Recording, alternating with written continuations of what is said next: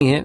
जयपुर में एक सज्जन रिटायर हुए और रिटायर्ड होने के बाद में उन्होंने अपने लिए एक 400 गज का बड़ा सा मकान खरीदा।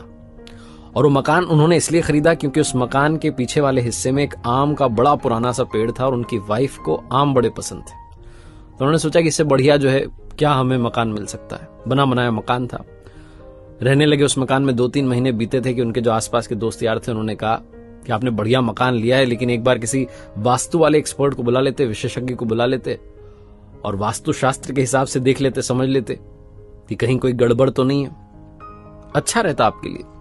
तो इनको आइडिया अच्छा लगा। इन्होंने कहा चलो ठीक है बुला लेते हैं। तो दिल्ली से एक विशेषज्ञ एक्सपर्ट को बुलाया गया जो कि पिछले 30 साल से यही काम कर रहे थे, बड़े दक्ष थे इस काम में। तो उनको रिसीव करने के लिए जयपुर एयरपोर्ट पर गए और वहां से फिर उनको लेकर के अपने घर की तरफ जा रहे थे।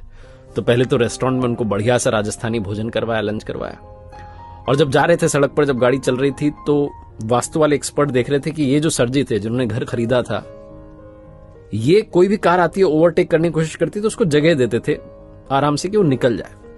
तो इनसे रहा नहीं। इन्होंने पूछा कि आप हर गाड़ी को जाने दे रहे हो, ओवरटेक करने दे रहे हो, क्यों? तो उन्होंने कहा कि सर जी, जो भी गाड़ी वाला आगे जाना चाह रहा है, हो सकता है वो हमसे ज्यादा जल्दी में हो, किसी इंपॉर्टेंट काम से जा रहा होगा तभी तो वो आगे जाना चाह रहा है। तो वास्तु वाले विशेषज्ञ एक्सपर्ट जो थे वो मुस्कुरा के रह गए। थोड़ा आगे चले तो रास्ता थोड़ा सकरा होने लगा, जैसे जैसे घर आने लगा, गलियां आने लगी और गली में एक बच्चा दौड़ता हुआ सा क्रॉस करके निकला। इन्होंने गाड़ी का ब्रेक लगा दिया और थोड़ा इत्मीनान से वहां रुक गए, देखने लगे कि कोई और तो नहीं निकल रहा है। कमाल ये हुआ कि उस बच्चे के पीछे दौड़ता हुआ एक और बच्चा भाग के निकला।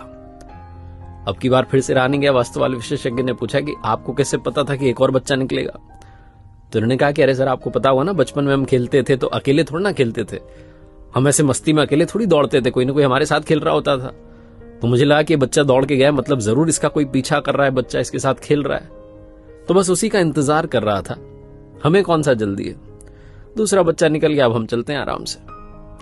फिर से वास्तु वाले एक्सपर्ट मुस्कुराए।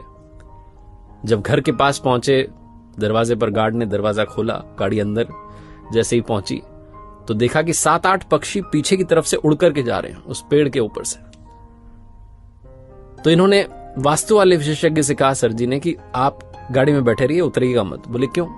बोले वो पीछे से पक्षी उड़ के गए, मतलब कि पीछे बच्चे आए हुए हैं और बच्चे आम लेने के लिए आए होंगे बड़े प्यार से, तो वो आम ले लें, चले जाएं अपने अपने घर में, उसके बाद हम उतरेंगे, वरना वो हड़बड़ाहट में उन्हें लगेगा कि घर का मालिक आ गया, वो हड़बड़ाहट में उतरेंगे, चोट लग सकती है।